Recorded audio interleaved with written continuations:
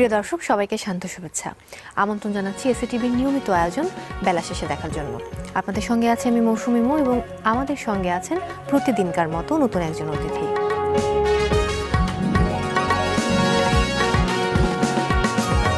দর্শক, আজ আমাদের সঙ্গে আছেন অভিনেতা জিদান সরকার। স্বাগত বেলা শেষের আয়োজনে। কেমন আছেন? হ্যাঁ, ভালো। আপনি কেমন আছেন? খুবই ভালো। যেটা হয় যে আপনি কোন জায়গা থেকে শুরু করব, যে টেলিভিশন নাটক থেকে শুরু করব নাকি বড় পর্দা দিয়ে শুরু করব সেটা ভাবছিলাম। আমি দুই মাধ্যমে কাজ করেছি। আপনি যেটা দিয়ে শুরু করি সেটাই। আচ্ছা, একদম সর্বশেষ কাজ করেছেন কোনটিতে? সর্বশেষ কাজ করেছি আমি, আমার একটা সিরিয়ালের কাজ চলছে যেটা নাম হচ্ছে জলে ভেজা রং। আচ্ছা, তো কয় পর্বের ধারাবাহিক? এটা এখনো চলছে। এখনো দর্শক সম্পূর্ণ করেছেন কতগুলো এপিসোড? হবে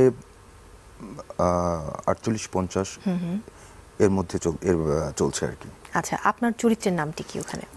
আমার চরিত্রের নাম হচ্ছে, আমার যে চরিত্রটি আছে ওখানে, আমি একজন ডিরেক্টর ওই গল্পে। আচ্ছা। তো ডিরেক্টরের যে ক্যারেক্টারটা হচ্ছে, যত প্রকার ভালো গুণাবলী থাকা দরকার একজন ডিরেক্টরের, সম্পূর্ণ এই ক্যারেক্টারের মধ্যে আছে। তো আমার খুব ভালো লেগেছে এই ক্যারেক্টারটা করতে, যে একটা ডিরেক্টর শুধুমাত্র যখন নতুনদের নিয়ে কাজ করে তার কোয়ালিটি, নতুনদের কোয়ান্টিটি, ওইটাই যে বিচার করে সে, এই ক্যারেক্টারে সম্পূর্ণ আছে এটা। আচ্ছা, কিন্তু জলে ভেজা রং যে গল্পটি, মানে পুরো ধারাবাহিকটি যে গল্পের উপরে পরিচালিত হচ্ছে, মূলত আসলে গল্পটা কি ধরনের? যেহেতু আমরা ডিরেক্টরের বিষয়ে একটু আবহ পাচ্ছি যে এটার বোধহয় নাটকের মধ্যে আরেকটি নাটক। হ্যাঁ, নাটকের মধ্যে আরেকটি নাটক। এটা টোটালটাই হচ্ছে একটা ফ্যামিলি সেন্টিমেন্টের গল্প। আচ্ছা, একটা ফ্যামিলি ক্রাইসিস, তারপরে ফ্যামিলির মানে যত প্রকার সুখ দুঃখ সবকিছু মিলিয়ে এই গল্পটা। ওর মধ্যে আমার যে ক্যারেক্টারটা ওইটা একটা পার্ট। ওই পার্ট যেটা, ওইটা লিড দিচ্ছে আমি।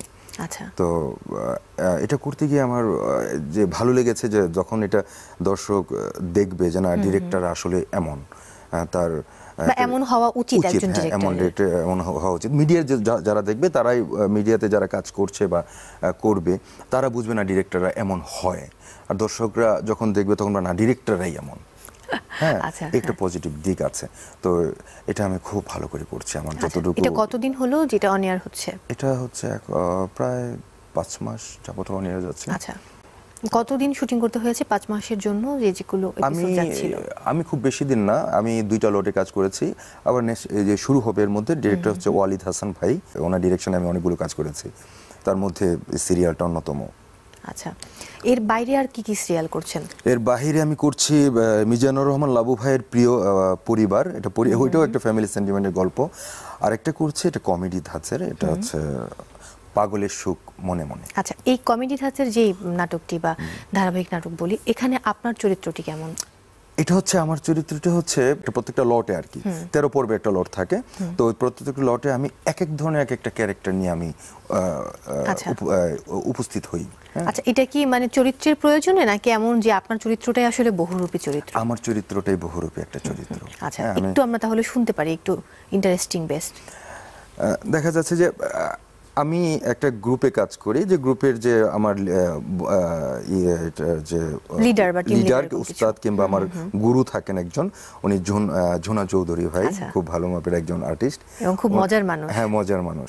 তো আমার চেষ্টা হচ্ছে যে তখন আমার চেষ্টা, উনি একটু যাত্রা কিংবা গ্রামের নাটক এই সবগুলোকে পছন্দ করেন। প্রেমিক পুরুষ উনি। হ্যাঁ, উনি বিয়ে করেছেন, কিন্তু সেই তার আগের প্রেম, আগের ভালোবাসা ওইটা ধারণ করে বসে আছেন, কিন্তু তার সেই আগের ভালোবাসা ছিল, হারিয়ে গেছে। তো আমি কি করি, ওনার যে, আমি কিন্তু ওই ধরনের একটা প্রেমিক পুরুষ। তো যার জন্য ওনার কাছে আমি যাই, তো উনি আমাকে একদম শিষ্যের মতো রিসিভ করে ওনার কাজগুলো আমাকে দিয়ে করায়।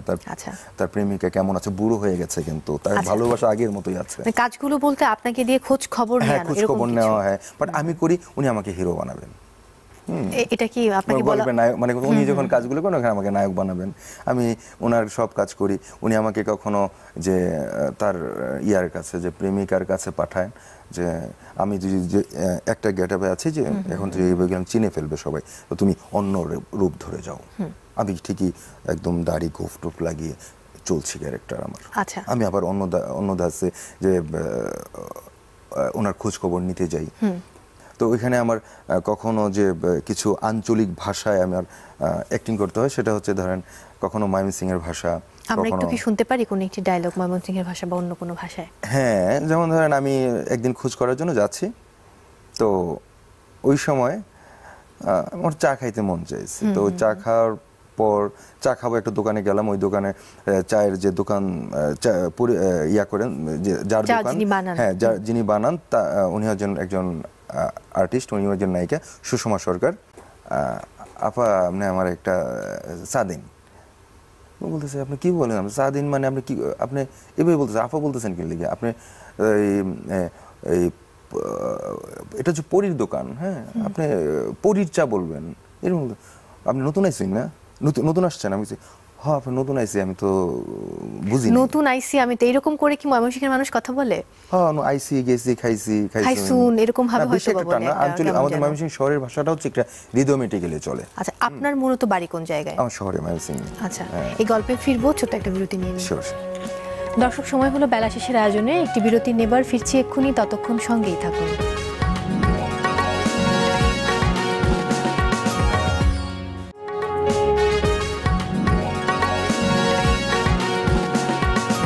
দর্শক, ফিরে এলাম বিরতির পর। আরো একবার স্বাগত বেলা শেষের আয়োজনে।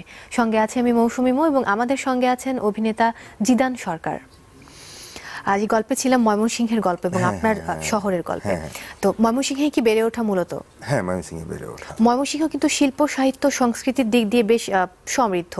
অনেকগুলো সংগঠন আছে এবং নাট্য চর্চা হয় নিয়মিত। নাচের কথা বলি, যদি আবৃত্তির কথা বলি, বিভিন্ন সংগঠন আছে। তো ওখানে থাকা অবস্থায় কি কোনো সংগঠনের সঙ্গে আপনি জড়িত ছিলেন? হ্যাঁ, আমি যুক্ত ছিলাম। আমি আরক নাট্য সম্প্রদায় নামে একটা থিয়েটার ছিল, ওখানে ছিলাম আমি, ওখানে যুক্ত, ওই থিয়েটারের সহিত আমি যুক্ত ছিলাম তখন। তো একদম ফার্স্ট কবে আর কি এই টেলিভিশনে কাজ করা শুরু হলো?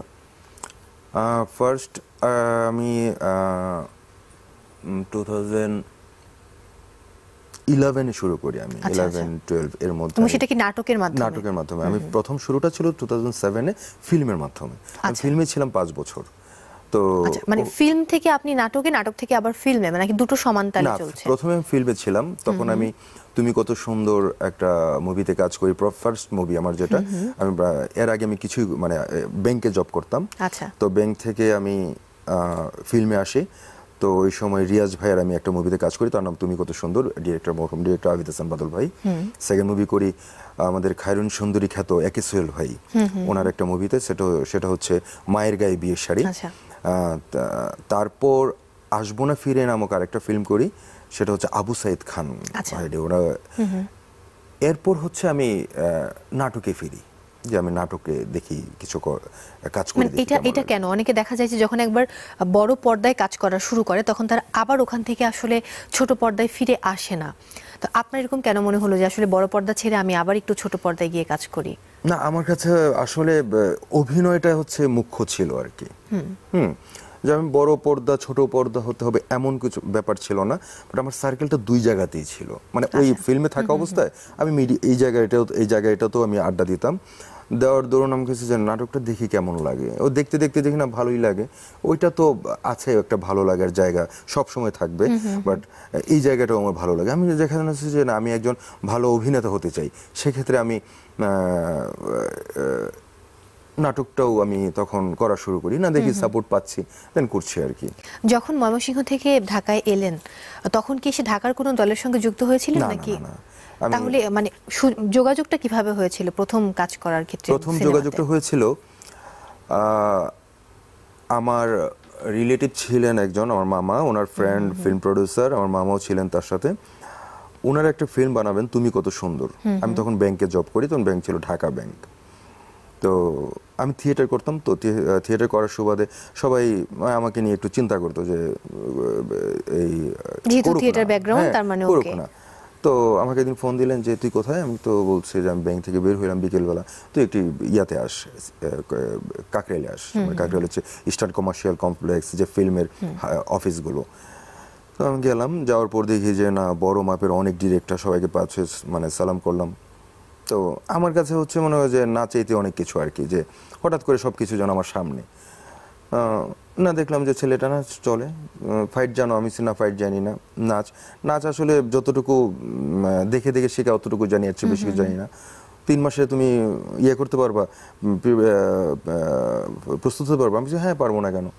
তখন কি ওই ঢাকা ব্যাংকের চাকরি ছেড়ে এখানে ঢুকতে হয়েছিল? না না, আমি তখনও জব করি ঢাকা ব্যাংকে, যখন শুটিং শুরু করি তখন ছাড়তে হয়েছিল। মানে এই শুধুমাত্র সিনেমায় অভিনয় করতে হবে বলে চাকরিটি ছেড়ে দেয়া? এখন কি এই অভিনয়ের পাশাপাশি অন্য কোনো জব? না না, আমি অভিনয়টাকেই ফুল টাইম করছি। এত সময় কাজ করে কি মনে হচ্ছে যে আপনি যেই সিদ্ধান্ত নিয়েছিলেন যে আমি চাকরি ছেড়ে অভিনয়ে থিত হব, তো এটা কি আসলে সঠিক ছিল নাকি ভুল ছিল? এই সময়ে এসে কি মনে হচ্ছে? না, পৃথিবীর সব ডিসিশন যখন সঠিকই থাকে, যখন একটার দিকে মানুষের মনোনিবেশ থাকে। আমি যখন একটা ডিসিশনে আগাবো, একটা চিন্তায় যখন আগাবো, সেটা যে কোনো দিক হোক, আমার কাছে মনে হয় এটাই ভালো। আচ্ছা, তার মানে ভালোই মনে হচ্ছে এখন? হ্যাঁ, আমার কাছে ভালোই লাগছে। আবার কি একদম সম্প্রতি কোনো সিনেমাতে কাজ করেছেন নাকি আর ওদিকে? সম্প্রতি, হ্যাঁ, সম্প্রতি আমি একটা মুভিতে কাজ করেছি, সেটা হচ্ছে ময়নার চর। প্রতিবাদী একটা যুবকের ক্যারেক্টার ছিল। এটা ডিরেক্টর কে? ডিরেক্টর হচ্ছে চঞ্চল মাহমুদ ভাই, সিনিয়র ডিরেক্টর। পদ্মার চরে ফুল মুভিটা হয়েছে, ওটা কাজ করতে আমার খুবই ভালো লেগেছে। সবসময় লাউড গলায় কথা বলতাম। আচ্ছা, ওখানে আপনার চরিত্রটা কি? ওখানে আমার চরিত্রটা হচ্ছে, আমি একটা প্রতিবাদী যুবক, একটা চর দখল নিয়ে একটা ব্যাপার থাকে। তো আমার বাবা থাকে যে ভিলেন, আমাদের শফিক খান দিলু ভাই, উনি সবসময় দখলদারিত্বের চিন্তা থাকে, বাট আমার চিন্তা থাকে যে না, গ্রামের নিপীড়িত মানুষগুলো, অসহায় মানুষগুলো, তাদের পাশে দাঁড়ানো। মানে বাবা হচ্ছে নেতিবাচক চরিত্রে, আপনি হচ্ছেন ইতিবাচক চরিত্রে? হ্যাঁ, ইতিবাচক চরিত্রে। আর কোনো নতুন কাজ ধরেছেন সিনেমা বা নাটকের কথা? না না, নাটক চলছে আমার, নাটক আমি অনেক নাটকে কাজ করছি। বেসিক্যালি আমি আমার ক্যারেক্টার প্রধান যে, সেটা মানে গল্পগুলোতে বেশি কাজ করি। আমরা 1 ঘন্টা আমি প্রচুর করি, সিঙ্গেল নাটক অনেক করি আমি। আমরা তো কিছুদিন আগে যেহেতু রোজার ঈদ গেল, রোজার ঈদে কি কোনো নাটক বেরিয়েছে, প্যাকেজ নাটক বা 1 ঘন্টার যে নাটকগুলো? রোজার ঈদে আমার 2টা নাটক করা হয়েছে, 2টা নাটকই খুব ভালো ছিল। সেটা হচ্ছে সমুদ্রের নোনা জল, আরেকটা হচ্ছে সর্দার রুকনের একটা নাটক, সেটা হচ্ছে যে তুমি আমি শেষ প্রেম পর্ব, এটা সিকুয়েল নাটক, খুবই ভালো নাটক। আপনার বিপরীতে কে ছিলেন? ওটাতে আমি ছিলাম, আপু ছিল, আর হচ্ছে সজল ভাই ছিল। আচ্ছা, ওকে। আমার মনে হয় যে আমরা এই পর্যায়ে একটা ছোট্ট বিরতি নিয়ে নিই, তারপর আমরা আবার গল্পে ফিরতে পারি। দর্শক, সময় হলো আরো একটি বিরতি নেবার, ফিরছি এক্ষুনি, ততক্ষণ সঙ্গেই থাকুন।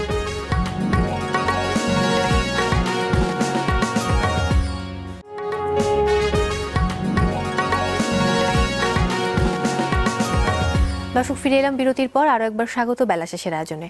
আপনাদের সঙ্গে আছে আমি মৌসুমী মু, এবং আমাদের সঙ্গে আছেন অভিনেতা জিদান সরকার। আবারও ফিরলাম, যে গল্পে ছিলাম সিনেমা এবং নাটকের গল্প। এবং আমরা যেটা দেখি যে দুটো মাধ্যমে কাজ করতে গেলে যেটা হয়, নানা রকম সমস্যার সৃষ্টি হতে পারে। যে সিনেমা টোটালি আলাদা একটা জিনিস, যেখানে জায়গাটা অনেক বেশি, পরিসরটা অনেক বড়। আর নাটকের ক্ষেত্রে কিন্তু একটু হলেও সংকীর্ণ বলতে আমি পরিসরের কথা বলছি, অন্য কিছু না। তো আপনার ক্ষেত্রে কি মনে হয়েছে যে কোন জায়গায় কাজ করতে গিয়ে আপনি বেশি স্বাচ্ছন্দ্য বোধ করেন, বড় পর্দায় নাকি ছোট পর্দায় কাজের ক্ষেত্রে? কাজের ক্ষেত্রে আসলে মানে 2 পর্দাই ভালো। হ্যাঁ, কারণ আমার শুরুটা ছিল তো বড় পর্দা দিয়ে, তো ওই জায়গাটা আমার ধরা আছে। হ্যাঁ, 5-6 বছর টানা ছিলাম। তো ওখান থেকে যখন ছোট পর্দায় কাজ করতে আসি, প্রথম আমার প্রবলেম হয়েছে, বাট এখন এই জায়গাটাও আমার কাছে খুব মজার হয়ে উঠছে দিন দিন। হ্যাঁ, যখন আমি ক্যারেক্টারটাকে ধরে ফেলতেছি, খুব ভালো লাগে, নিজের মতো করে কাজ করা যায়। আমরা এখন যেটা দেখছি যে একটা ট্রেন্ড হয়ে গেছে ওয়েব সিরিজে কাজ করা, তো আমরা কি আপনার কোনো ওয়েব সিরিজ দেখতে পাবো কিনা? আপনার? হ্যাঁ, আমি ওয়েব সিরিজ আমার তো দেখতে পাবেন কিনা, আমার ভালো একটা ওয়েব সিরিজ আছে, সেটা হচ্ছে টেলিফোনিক, খুব মানে সারা জাগানো ওয়েব সিরিজ। এটা কোন সাইটে আছে? এটা হচ্ছে আপনার ওয়াচমোরের। আচ্ছা, ওকে। ওয়াচমোরের আমি ছিলাম, সজল ভাই, আজমিরি আশা, মাসুম আজিজ ভাই। খুব ভালো একটা ওয়েব সিরিজ, এটা অনেক ভালো হয়েছে এবং অনেক দর্শক ভালো বলেছে। আচ্ছা, ওটা এপিসোড কয়টা ছিল নাকি একটা কম্প্যাক্ট ছিল? ওকে। শুটিং কোথায় করেছেন? উত্তরাতে এটা ছিল। টোটাল শুটিংটাই একদম উত্তরাতে? হ্যাঁ, উত্তরাতে ছিল। আরো কোন ওয়েব সিরিজে কাজ করার কোনো সম্ভাবনা আছে? আমি এর মধ্যে আরেকটা ওয়েব সিরিজে কাজ করেছি, সেটা হচ্ছে নাইট ক্লাব নামে। সেটা একটু ভালো গল্প। এটা হচ্ছে যে ওই ক্রাইসিস, ফ্যামিলি ক্রাইসিসের একটা গল্প, ওটা খুব ভালো, এটা খুব ভালো হয়েছে। ওটা এপিসোড আকারে? হ্যাঁ, এটা 7 পর্ব ছিল, এটা এপিসোড আকারে ছিল, খুব ভালো হয়েছে। তার মধ্যে নাটকটাই বেশি হচ্ছে, চ্যানেলের নাটকটাই বেশি হচ্ছে আর কি। আপনার কি মনে হয় যে টেলিভিশন ছেড়ে একটা সময় গিয়ে মানুষ আসলে এই ডিজিটাল প্ল্যাটফর্মগুলোর দিকে বেশি ঝুঁকবে? না, কোনো কিছুই শেষ হবে না, সব কিছুই থাকবে, কিন্তু আমার মনে হয় এটা যে কোনো একটা বড় পরিবর্তন আসতে পারে কোথাও, মানে মানুষের গ্রহণের পরিবর্তন, এরকম হ্যাঁ, কিছু? গ্রহণের পরিবর্তন, তারপরে মানুষের মিডিয়াতে যে একটা পরিবর্তন, এটা হতে পারে, বাট আচ্ছা। এখনো বোঝা যাচ্ছে না এটা। তারপর আরেকটি বিষয় যদি বলতে চাই, যেমন আইফ্লিক্সের কথা যদি বলি, এটা একটা মালয়েশিয়ান ডিজিটাল প্ল্যাটফর্ম। তো সেক্ষেত্রে দেখা যায় যে বাংলাদেশের যিনি কান্ট্রি হেড আছেন তাকে কিন্তু শুনতে হচ্ছে যে আসলে কি ধরনের বিষয়গুলো এখানে তিনি অ্যাড করবেন। কারণ যখন আমরা বাংলাদেশ থেকে দেখছি আইফ্লিক্স, আমরা কিন্তু প্রত্যেকটা বিষয় দেখছি, কোরিয়ান সিরিয়ালগুলো দেখছি, অন্যান্য দেশের বিভিন্ন কিছু দেখছি, বাট কিছু বিষয় থাকে যেটা আমাদের দেশের প্রেক্ষাপটে আমরা হয়তো একটু ওপেনলি দেখতে পারছি না। বাট এই বিষয়গুলোর ক্ষেত্রে তো আমাদের দেশের যিনি কান্ট্রি হেড থাকবেন তার সচেতন হওয়া জরুরি।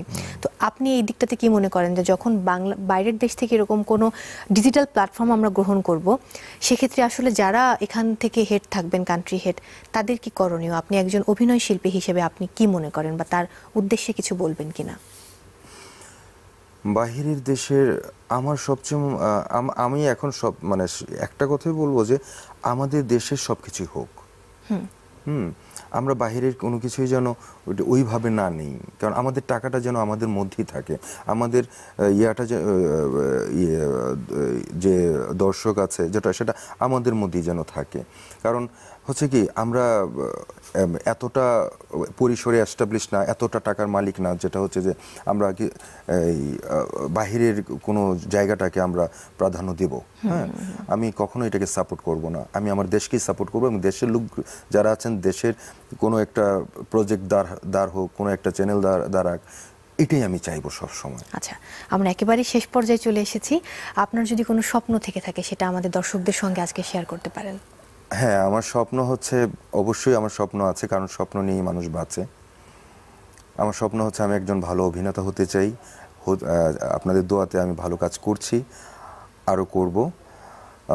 আর হচ্ছে আপনারা সব সময় আমাদের দেশীয় নাটক দেখবেন, আমাদের দেশীয় কালচারকে আপনারা ধারণ করবেন, এটা আমাদের একমাত্র চাওয়া আপনাদের কাছে। আর আপনারা যদি দেখেন, আপনারা যদি সাপোর্ট দেন, অবশ্যই আমাদের মিডিয়াটা একটা ভালো জায়গায় পৌঁছবে এবং ভালো জায়গায় যাবে। আর কি বলবো, আপনাকে ধন্যবাদ, এসএটিভিকে ধন্যবাদ, প্রোগ্রাম প্রডিউসারকে ধন্যবাদ এসএটিভি টেকনিক্যাল সাইডে যারা আছেন প্রত্যেককে আমাকে ডাকার জন্য অনেক অনেক ধন্যবাদ, অনেক শুভকামনা, অনেক ভালো থাকুন এবং স্বপ্ন পূরণ হোক। দর্শক, অনেক ভালো থাকুন, স্বপ্ন দেখুন, কারণ স্বপ্ন মানুষকে বাঁচিয়ে রাখে। আর সবসময় চোখ রাখুন এসএটিভির পর্দায়।